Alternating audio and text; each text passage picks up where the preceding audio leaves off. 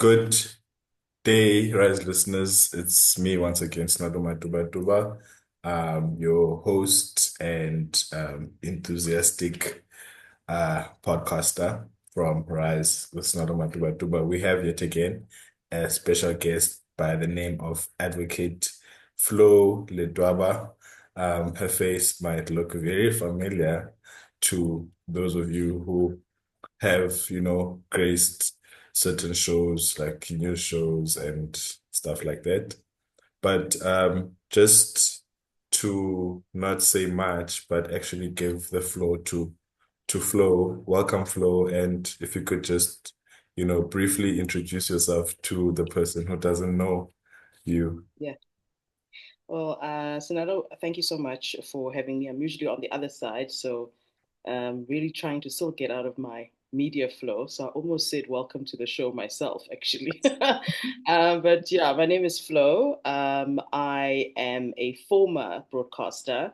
They always say you never say former because you're still sometimes there. And I think even when you and I were discussing, I was like, I don't know if I want people to still see me on TV, on podcasts and things. But yeah, so I'm a former broadcaster. I am now a legal practitioner. I am an admitted and practicing advocate of the High Court, and I've opened up my practice at Pabasa, Santon Chambers. So I'm a media legal woman, if we can just put it into a nutshell, really. Thank you for that. And thank you for agreeing, because I remember when I reached out to you, asking you to come to the show. You were like, I'm not sure about this and stuff like that. Yeah. But just to give a bit of context to our listeners or viewers, rather, um, our goal is to inspire and to actually, get to the person who's very scared to make certain decisions or those big jumps in life and so on. Where does flow come from? Where did it all start with flow? I hope you don't mind me So calling you Flo, or no, should I I call like you that. I like that. Advocate? Yeah. No, no, no, no, no, please. It flows fine. Okay. So I originate from Diepkloof in Soweto. Some of my Twitter followers, ex-followers, will remember I used to call myself the Duchess Duchess. of Diepkloof. Some still do. Some still do call me that, which I love. That's fine. So yes, I'm very proud of my Soweto roots. I'm very proud of, both my parents are from Diepkloof, incidentally. So I'm very much a Diepkloof Soweto girl. Originally, my father, though, is from Limpopo. My mother's a Zulu woman. So yeah, so it's a mixed bag of things, which is generally what you find, I suppose, in Diepkloof or in Soweto in general. Yeah, and then I think my dad became very educated, and my mom also was very hardworking, and we ended up moving to the burbs. Typical sort of transition of a South African black family, after apartheid ended. Yeah, so we moved, and a lot of my upbringing was in the east of Johannesburg in Edenvale. And yeah, I have two younger sisters. They don't really when I talk about my deep roots, they see themselves as suburb girls, which rightfully they are. I'm the one who was more the Soweto one, the one that grew up quite a bit in Soweto. So they didn't. I'm quite significantly older than my younger sisters. And yeah, I went to school. I went to a school called Assumption Convent, which was an all girls convent school. And then later in high school, I went to Sandringham High School. I really enjoyed that, where there were boys. I was very happy about that. And yeah,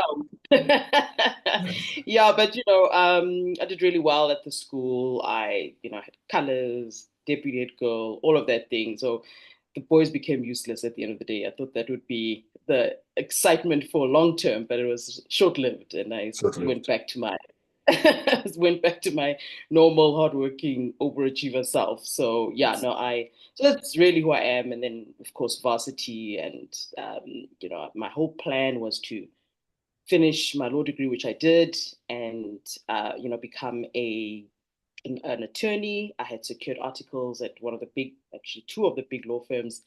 And media stole me, if I can put it that way. I always say I accidentally got into The media. media. And when that happened, like um some people when an opportunity comes by, they tend to, be scared of it and not take it. What informed you to go all in when you had secured articles, when you were finished with your law degree? How did you make such a decision? It's actually, the story is actually very interesting because I actually joined Metro FM while I was still finishing my law degree. So I had, for fun, joined the campus radio station. It was RAW. That's how old I am. It was RAW at the time, not UJ. Okay. And so I was at RAW Radio, which is now UJFM, and I was just doing it for fun. And again, I had other motives because all the cool boys, all the good-looking boys were at Raw Radio. So I was like, this is where I need to be.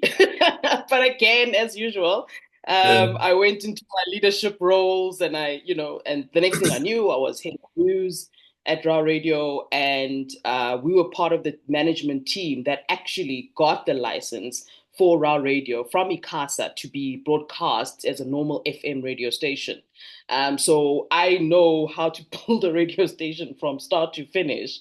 Yeah. So yeah, so UJFM, the young guys at UJFM must thank us, that management that fought for us to have an FM license as that management team, which I'm still very, very proud of. So yeah, and then as we got that FM license, so obviously now anyone can tune in, and it just so happened that Metro FM management was looking for a news anchor, a weekend news anchor as a start.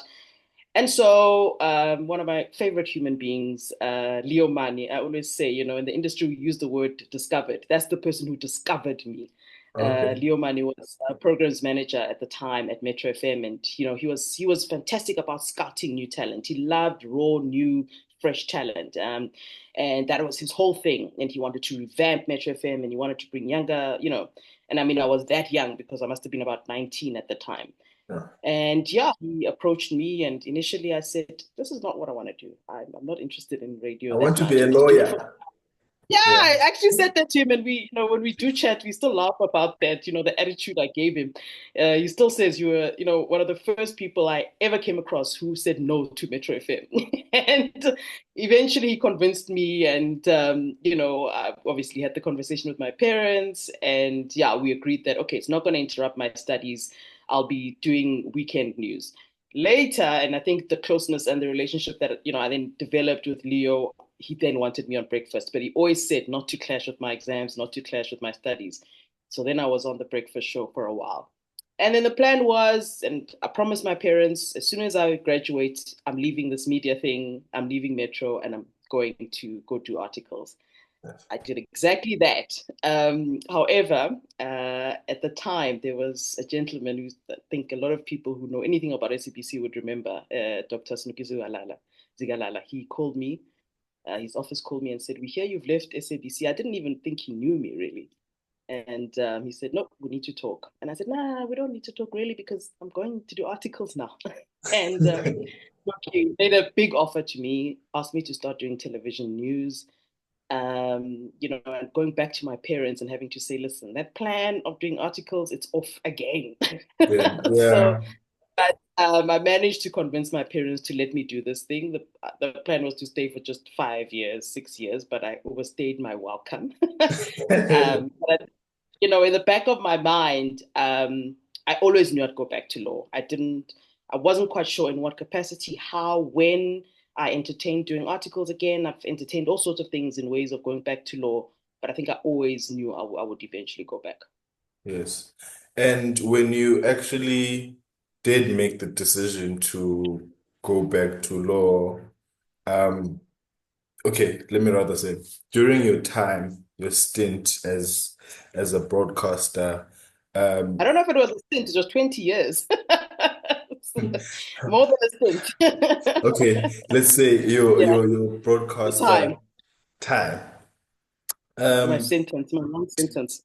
did you ever feel like well, you did say you overstayed your welcome, but In seeing other people like advance in their legal careers, didn't ever strike you that, actually, where would I have been had I not took this route?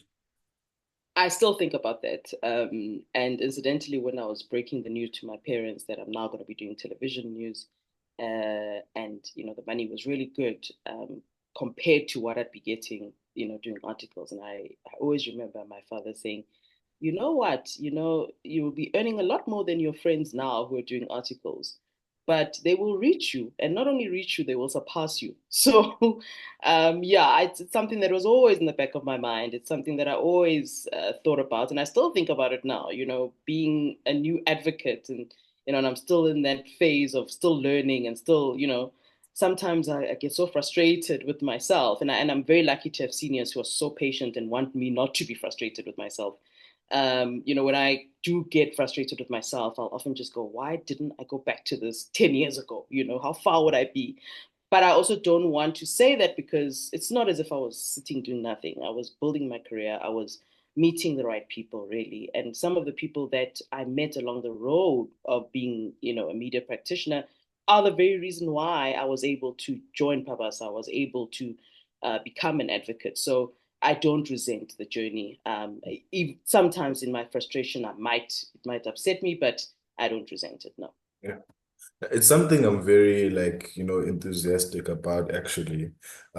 Because, the more people grow, let's say within your group, people that you studied with, your friends at university, everyone went their separate, direction and went on with their journey.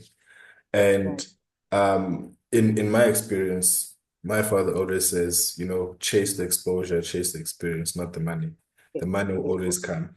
So it cannot Yeah, be the one determining factor because you might earn so much than your peers right now, but somewhere along the line, they are going to catch up with you. of course. Of course. No, it happened. Yeah. Yeah. And with you being a broadcaster, did you always have the love for current affairs?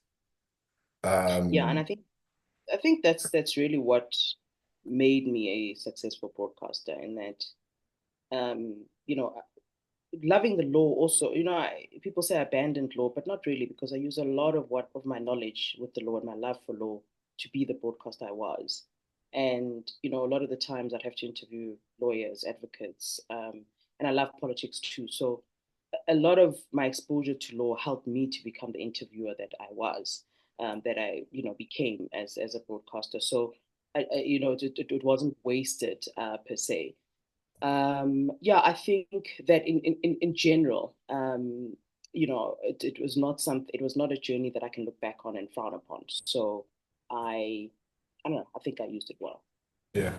And in moving, can you take us to the day where you you left the studio and you Yeah. were about to embark on, your pupillage and becoming a Yeah. pupil?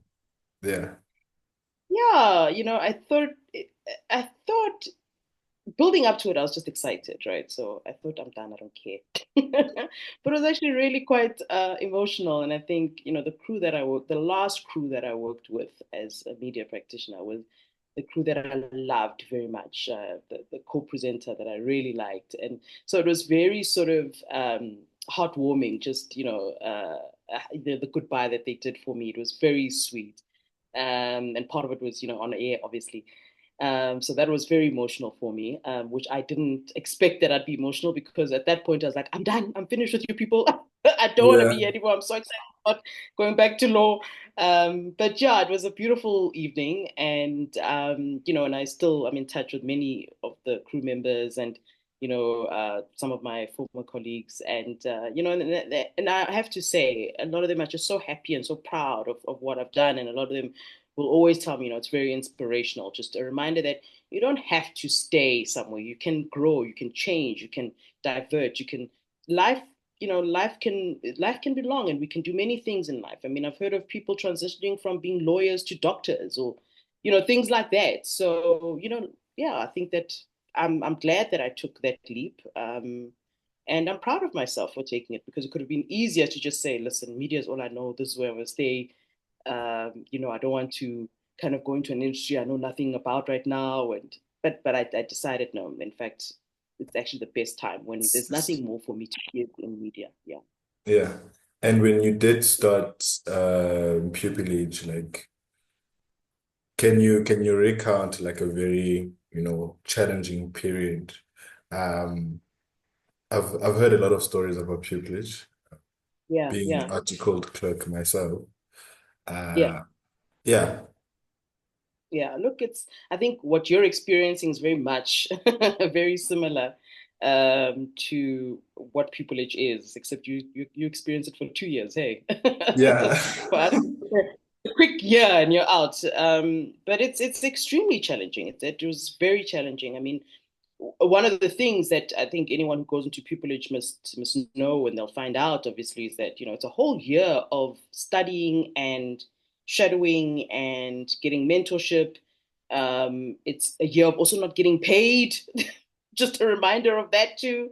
yeah, So it's challenging in many, many ways. And my year was particularly difficult on a personal level because I lost my mother in the year. Um, I try to look at it as at least she saw that I was going back to law because too that's long. all my parents ever wanted. Yeah, for me to go back to law. So she saw, halfway through that journey. So it was a tough year for me, not just professionally but personally. But I did get a lot of support. I have incredible friends that I've now, kind of have, now will clearly be my lifelong friends in the legal industry. The mentors that I had, and I think that kind of really softened the blows that I had last year. But I will say it is a challenging year, but it's also such a beautiful year of growth and just I don't know. I'm just someone who loves being in a space where every single day I'm learning something. Even now I'm learning something. Yeah. So I mean, I'll be going to chambers in a short while, and there was just something I wasn't aware of that I quickly have to go do. So every time, there's something that you're learning, and I think that's partly why I had to leave the media industry. I'd stopped learning much. Yeah. So I like to always be learning. Yeah. So you feel like you had mastered that for the past 20 years and it was time for a new challenge. Yeah, I Yeah. wouldn't say I'd mastered. I mean, if, broadcasters watch this. Broadcasters who don't like me will say, "Excuse me," but I don't know if I mastered. But I certainly was at a level where there wasn't much more for me to learn. I mean, I know, for example, and not that it was something that I frequently did, but I could be called and asked to stand in for a show, and I could do it without preparing. I could go on, and the show would go, and it would be fine. You could give me any topic and I would be able to talk to you, to talk for an hour on it. I mean, I remember at some point, I think one of the sports presenters wasn't available and now I had to cover some rugby thing. And yeah, and I managed, So I think that was also a realization for me that there's nothing here that I'm not able to do Yeah. and do well. So yeah, I think that's where we were. Yeah.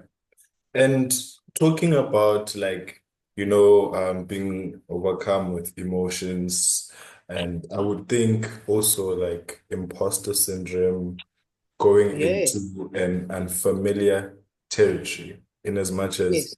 you are an LLB graduate, but now you're going into Yeah. an unfamiliar territory.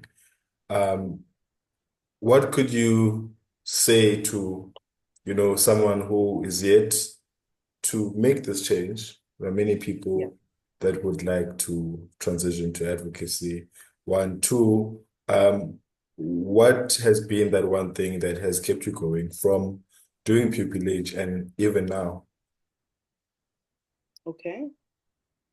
I think the main thing that if you want to make that sort of transition, and I mean from whatever industry, I'm not just talking about from media. I think you've got to know why you're doing it, and do you love this thing? Do you love law? I watch some people who during pupillage year just and you kind of see like this person doesn't love this. It's either they like the title that comes with it, or they like the I don't know, there's lots of things that come, maybe the respect that they think comes with being an advocate. And if that's the reason you're going into it, then you're going to have a problem, right? Because it's so much work. It's so much difficult, long work. I mean, we were speaking now and it's a weekend, and Friday night I was at Chambers until about 10 p.m. I'm still going to go on a Saturday afternoon. So, it actually takes away a lot of your life. And if you're going into something that takes so much from you, it's got to be something that you really love. And I've Yeah. always loved one. I think that's why I'm on the road to success in this industry. But you've really got to love, and that's What you really do. where I come from. That's if you really want to go into advocacy, and also you must love reading. Hey, you really I don't know. I don't know if I love reading as much as that I'm being made to do now. I Yeah. always thought I loved reading. Yo, I mean, I'll tell you a funny story. SC Dalimpofu, I was, a junior for him on one matter, and he said to me, "Oh, I've sent you some, light reading," and I said, "Oh, okay, okay." And yeah, she says, just a couple of pages, as Dalimpofu would do. And I open my emails and I see almost 400 pages. And I think, where is this the library?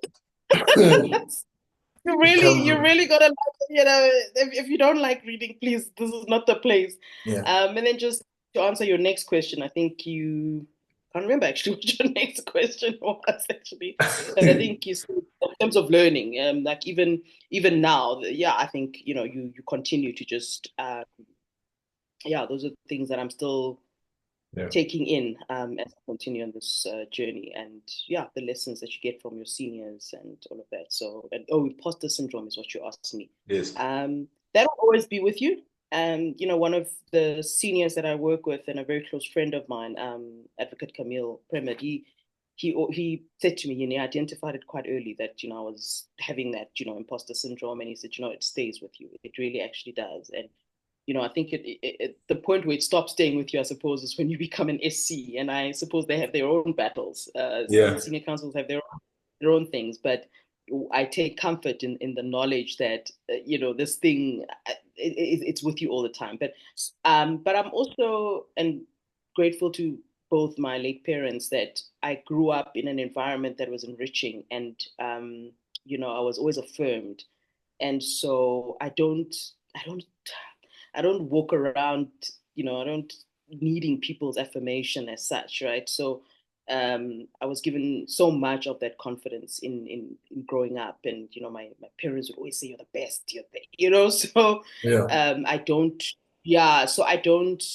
It's not that much. Yes, it's there. The imposter syndrome is there, but I'm also the type of person that I can sit with kings and queens, and I can also sit with cleaners and security. I'm Yes, yeah. comfortable anywhere that you Anyway. place me. So yeah, so that I can really thank my parents.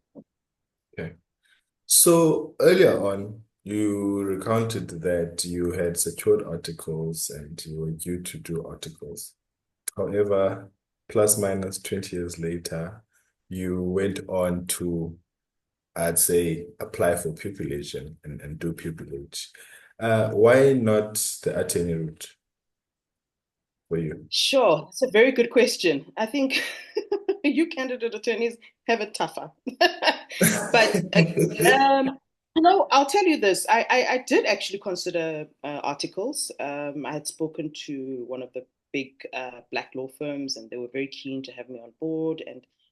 And then I started just doing a lot of research and just looking into things, and I realized that actually in the route that I want to go and the age that I'm at, it makes more sense to go the advocacy route, because I'm going to come into a space as a candidate attorney, and I will most certainly be the oldest candidate attorney, because candidate attorneys in most instances come straight from varsity That's it. to the firms, right? Yeah. Whereas I found with advocacy, people come from different parts, they different experiences. I wasn't even nearly the oldest in the class. Yeah. So that was a little bit more comfortable, I think, for me. And the thought of that was a lot more comfortable for me. And also, one of the things about advocacy is that I don't know if you know, but there's a general, not rule, but I guess it's tradition that generally you do take older people, you do take people with more experience in life, Yes. more experience in work. So a lot of my co-pupils were, people who had been attorneys like yourself, people who'd been in other parts of the world. I mean, Yeah. one of my closest friends had been, very big in the CCMA, for example. So it really it was a mixed bag, and I enjoyed that. I enjoyed the fact that I wasn't coming into a space where I'm the only one who isn't coming straight Straight out of from varsity. I wouldn't varsity. have. I don't know if I would have enjoyed that very much. Yeah. Yeah. So it actually gives you a more well-rounded uh, experience to things because you have experienced another part of life and now you're there. Okay, I understand. I was interested to Yeah, know. and the bar operates like that. They do like to sort of have, look, they have very some people who come in very young and quite exceptional, and that's fantastic. And I think it shouldn't be a definitive rule, but there is that undertone that people who come into the bar have to be at a certain maturity level and need to be at a certain place, within their lives. And don't forget, you have that year of not getting paid, so it actually helps if you're someone who's saved up and had a life before. It just makes the transition a lot easier as well. Yeah. Yes. And when it comes to I'd say the training, I'm friends with a few advocates. Uh, Mm-hmm. there's something called I don't know if it's trial advocacy but you basically have to stand and make submissions and all of that. Having had your prior experience as a news anchor and broadcaster, did that come in any handy when you had to Yeah, do no, it? it was actually my favorite part. Okay. So I'll tell you a funny story. I've got lots of stories, but anyway, I think we've got a bit of time. But so we had put in groups in my, so it was a big pupillage class, but we were divided into groups to work on, each group had a matter to work on, and that they were going to present that child advocacy. And you actually go to the court and you do it, and there are actual judges that are there that judge the matter, preside over the matter. And I was in this group, and I had accepted that. All right, I'm going to be the junior. I wasn't. I just felt like I had to take some time off, and so I was doing a lot of catching up. And so when I arrived, I said, "Listen, I'm in this group. I will take the junior position. So give me the easiest thing to argue." And so just before we went to court, we had to sort of have a practice round with my group. And I stood up and I did my argument, and the lady who was supposed to be the senior said, "No, that's it. You are the senior. You are very comfortable with speaking. Nope, you have been moved up to senior." So I really can say that my many years of, and I mean, it started at a very young age. My dad was a public speaker. I was a public speaker. I was a debater at school. I was all of those things. So and then obviously then it became an easy transition to public speaking and television, on air. So yeah, I think all of that, I must say, is so helpful when it comes to advocacy. Yes. So you've mentioned that you have a little spawn or no. You are a mother, Yes. and one can, imagine the intensity of the profession, the time required of you, how busy it is. And I don't want to use the term work-life balance, but as a mother, how have you ensured that, you're at home enough and you also show up enough, starting out your career as an advocate? I'll tell you, that was one of the things I was most worried about, because I am, and I think I have been, very sort of hands-on mother, and I was very worried about what, pupillage and advocacy in general would mean for my son. One of the things I did, and also this is going into my personal life, but I took my son from the school where he was close to home, and I took him to closer to the bar, closer to where I practice, because my thinking behind it was I want to be able to, if my son says, "Mom, you forgot that I've got a gala," he loves his swimming and all of that, and he's a very sporty boy, that I'm able to leave chambers quickly And and drive 3 minutes and be able to catch it. I didn't want a situation where I became so absent that I was not able to, be able to see matches, be it galas, be it whatever. And so I think that was a brilliant decision on my part. So we are still, I'm still able to be the mother I was. Sometimes my poor child, and I hope he doesn't scar him. Sometimes I'll pick him up from school and we go back to Chambers, and I'll have to do the Uber Eats thing, and while I work and all of that. So, but yeah, I am very fortunate in that I have a child who, I mean, he's mature beyond his age. It's such a blessing, and he understands. And but his maybe his reasons for understanding has other motives. He always says to me, "Mom, I know advocates are rich, so I'm gonna be patient." So Yes, all he's thinking about is he Nike wants the store bag. and the gadget. Yeah. But whatever his reasoning, it's he's a good boy, and he's really, I mean, in his own way he's been such a support for his mom. So yeah, I think I'm still very much hands on, and we're very much in each other's lives. Yeah. That's a very strategic thing for him to do because he'll be like, I waited for you and Yeah. you weren't there. But it's so amazing how, in general, parents influence, like, even, career decisions of kids. Not really, I'm not saying your son will pursue law, maybe he will, maybe he won't, but that does Yeah. have some impact one way or another in Yeah. No, his career. he's definitely entertained the idea, but my son, at that age, you think you can do anything. So I let him. The one that we argue most about, he wants to be a soccer star Okay. because of his obsession with Messi. Is it Messi or I think it's Messi. Ronaldo? Yeah, Ronaldo. Yeah. He'll be so upset if I say Messi. It's Ronaldo. The obsession Okay. is Ronaldo. Ronaldo. But yeah, so he's very inspired by Ronaldo, and he really wants to get into soccer, and he thinks he can be this professional soccer player. And I mean, he's good. He's a good soccer player. But I always say to him, in life, you've always got to decide. Okay, there's this passion that I have, but there's also a realistic career, which is kind of what I had to do as well. Yes. And you can be successful in the passion career, but also just open yourself up to. But I have to have. So he said to me, "I'm gonna study law, but I'm gonna be a soccer player." So I said, "You do that." Okay. So that's kind of so Great. clearly being around Chambers and with me and all of that has had some effects on him. And to be honest, that is where I'd like to push him. We obviously don't want to push our children to what we want necessarily, but I do try to guide. And I mean, he now knows how my files work. I say to him, he's an unpaid PA. Because he knows how to hand me my Erasmus and where to go, which rule I'm looking for. So he now knows how to navigate some things, which is Some quite nice. things. Yeah, and that's such a good skill for him. Yeah, yeah, of course, of course. Yeah, I mean, navigating Erasmus at his age, I can imagine. Yeah, I'll tell him I'll be busy with my files, and I'll say to him, go there, go get rule, whatever. Yeah, he'll find it, and Yeah. I'll say, read it to me, what does it say? And yeah, so I hope that it has that impact on him that I hope I want it to have. Just to take things a little bit back, you mentioned that it all started in Deep Blue, right? Yeah. And while doing homework on you, I did see that you are called Duchess of DK, which is such a cool name.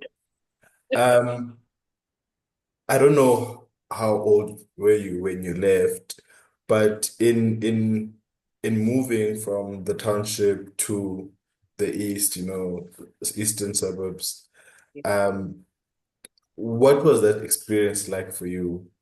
And also in navigating, different people. You did mention that you were a very active person in school and university.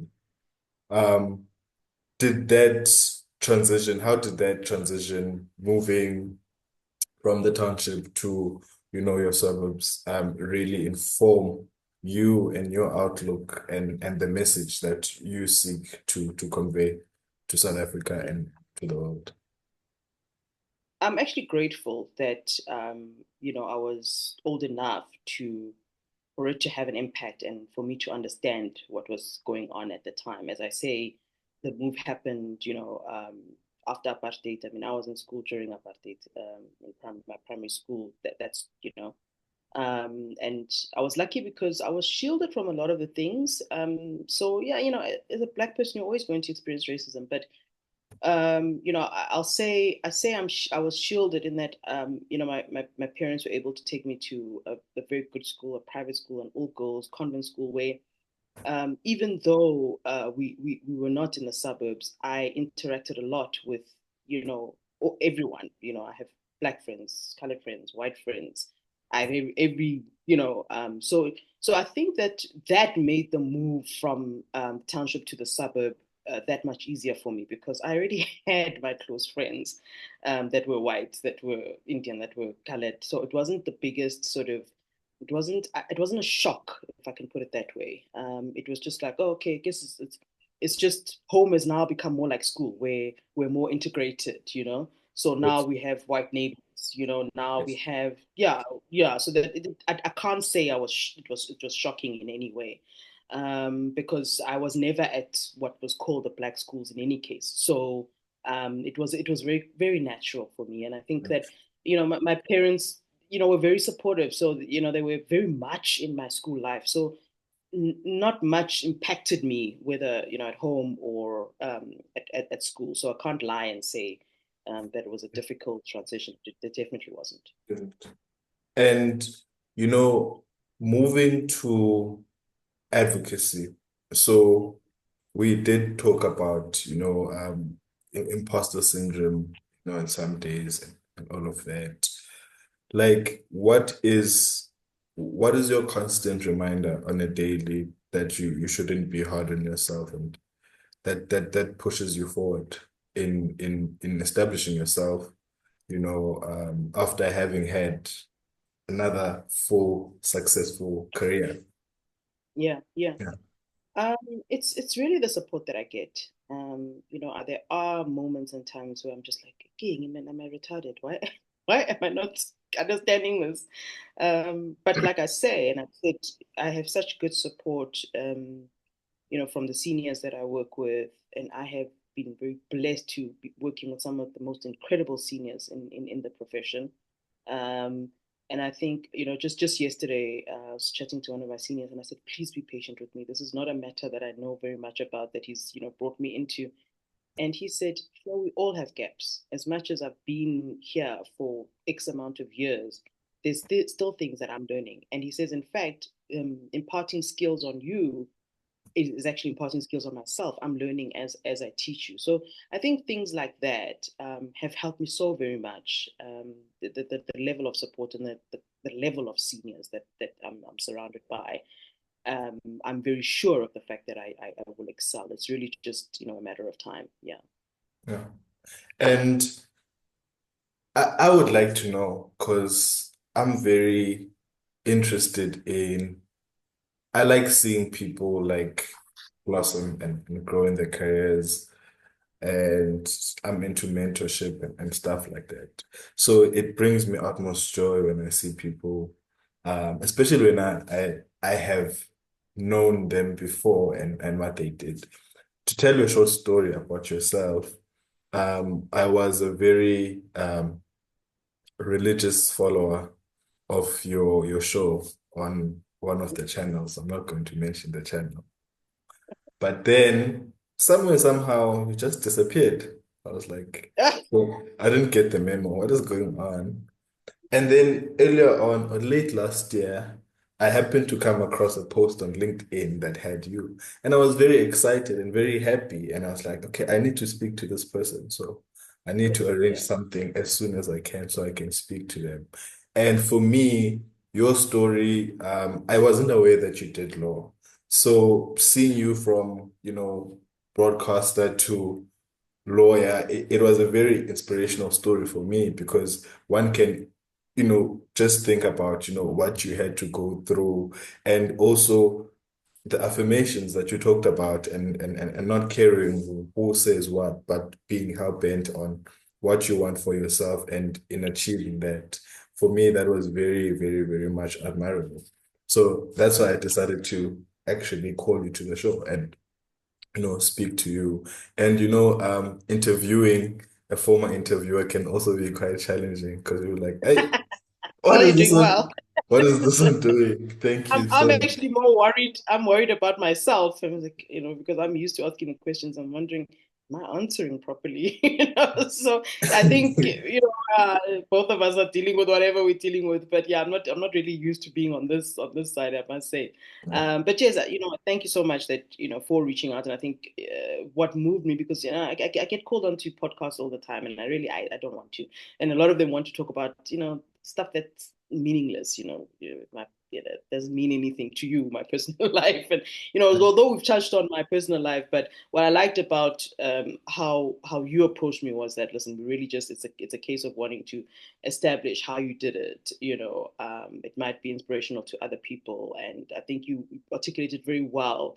What you wanted to get out of this, and I think that's why I just thought, well, and also because you're also in the legal industry, so I just felt like, you know what, this is a colleague, so let me just Yeah.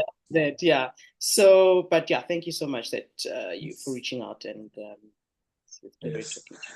Before I leave you or before we end the show, because I see that we still have time, Yeah. I would like to know where does Flo see herself in the next 15 to 20 years? What kind of advocate would Flo like to be? I what interests me about advocates is every advocate is different, or should I say every lawyer is different. Yes. We might be doing the same work or what, but it's different people, and it's very Yes. interesting studying those different people. Had So you asked me this question last year, I would have had a very different answer to what I'm going to give you now. Going into advocacy last year, my only thing that I wanted was to be one of the best, criminal defense advocates. That was all that was on my mind. I've always loved criminal law. I excel at criminal law. But as the year progressed, I started realizing that there's so much more that I'm capable of, and there's so much more that I can do apart from criminal law. mm, I've got a passion for, and I get a lot of matters now on immigration, something that was never in my radar. yeah. So I for me now, I'll give you a general statement. Last year's statement would have been very pointed when I started pupillage, but the statement I'll give you now is a little bit more broad. I just really want to have a successful practice. I want to work with people who have the same vision and the same sort of goals. I've met some wonderful attorneys who we work well with. There's also some other kinds of attorneys, but let's not go there. Uh, so I think this is my year of sifting out the kind of attorneys and seniors that I'd really like to work more with. Yeah. So this year is really a year of trial and error. As to where I see myself in 20 years from now, I really just see myself established as an advocate. I don't see myself changing careers anymore. Yes. I really hope that I can still be in the space. A lot of people ask me, do you see yourself being an SC? I don't know. I'm also not married to titles. I think, throughout my life, I've had titles of it, so it stops being significant really to me. I think for me, it's about giving the best and being as ethical as I can be, being known as one of the good advocates, whether or not it translates to being, senior counsel. I mean, that's what a beautiful honor. But for me, the goal is really just walking this path in the righteous way that I would like to. I'd like to also be the kind of person that can be a great mentor to people, a great sister to other Black females coming into the industry. I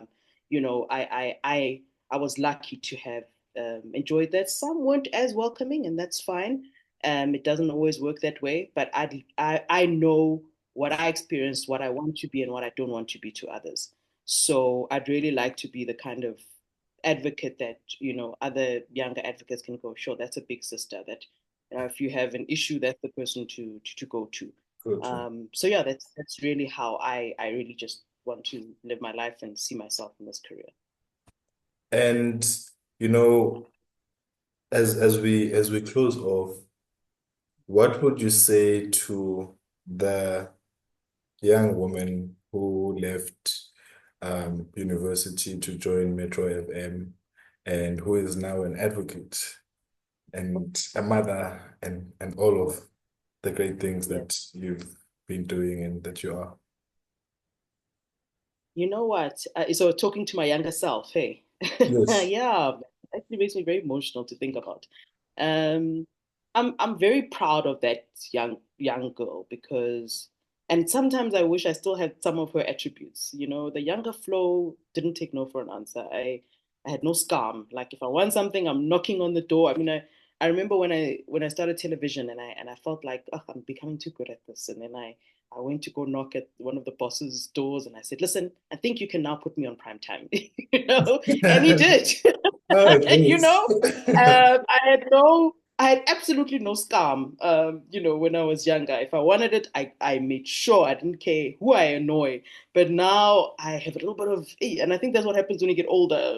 My little breaks, you kind of, I don't Yeah. want to irritate people. I don't want to, you know, so Yeah. I really, looking back at the younger Flo, appreciate how focused she was because not everyone is focused at that age. I was incredibly ambitious, incredibly focused, and I feel that that Flo has has helped me to be the Flo that I am now. If that Flo had decided to quit, you know, not complete law degree, because a lot of people do that where they say, "Ah, I've got a job, I'm working well, I'm making There's a no lot of point. money, I don't need to carry on studying." Yeah. I love the fact that that Flo said, "Nope, we are getting this degree. Whether we're going to continue with articles or not is another story." And because of that Flo, I was able to be an advocate now. So yeah, and if I was that Flo looking to what I'd be now, I think I'd be happy. I think I'd be happy. I've done everything that I wanted to do. You know, we all in life will have our regrets here and there and things we could have done differently.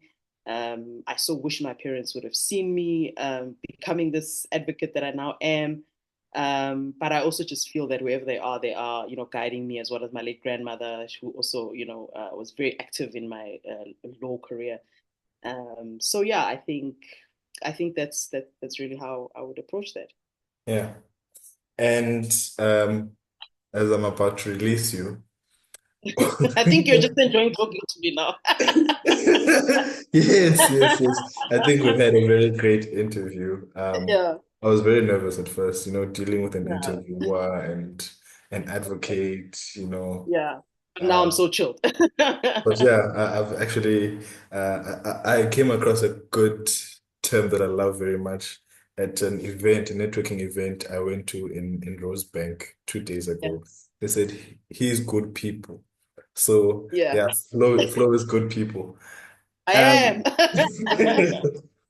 the last question I want to ask you is, or rather, it's not a question, but what would you say to those people that want to advance in our career, um, especially women, and people that, are in different sectors now, but have that law degree and they actually would like to transition? What would you say to them? What's that one thing that you'd say to them?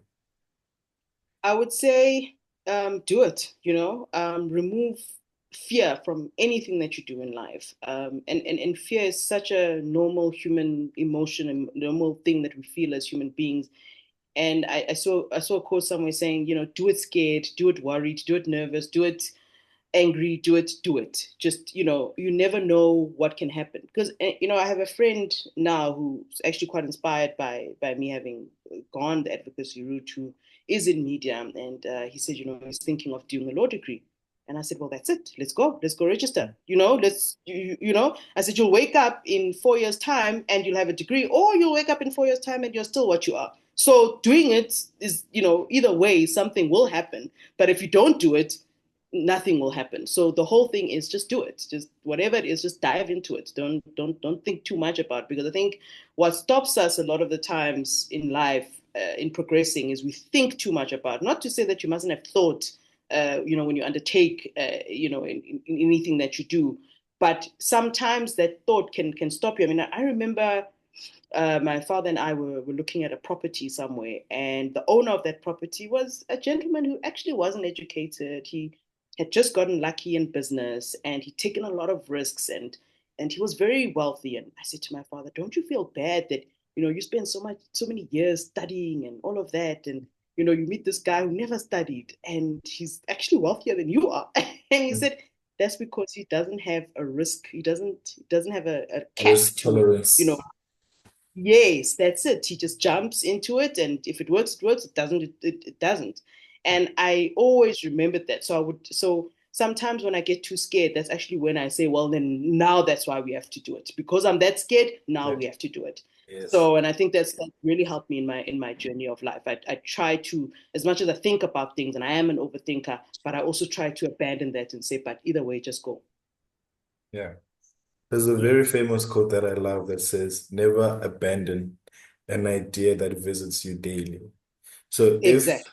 there's something that's always bothering you, you should always try and reach for the stars and go for it.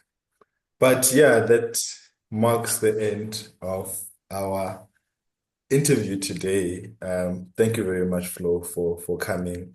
Thank you for not Thank you. mising my DM. Yeah.